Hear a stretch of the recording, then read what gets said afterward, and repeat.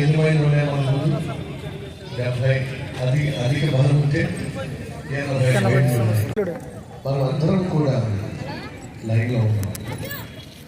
ఈ లోకయాత్ర ముగించే లైన్లో ఉన్నాం.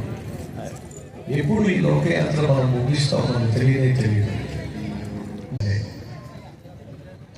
లేదంటే నేను పర్మనెంట్గా ఉండిపోతానంటే ఛాన్సే లేదు. ఎంత గొప్పవాడైనా, ఎంత తెలివైన వాడైనా, ఎంత ధనవంతుడైనా అందరితో మనం సమానంగా వెళ్ళుకోవాల్సిందే. దయచేసి చూడండి, మనమందరం ప్రయాణం చేస్తున్నప్పుడు మనం నడిపించేటటువంటి నాథుడు కావాలి.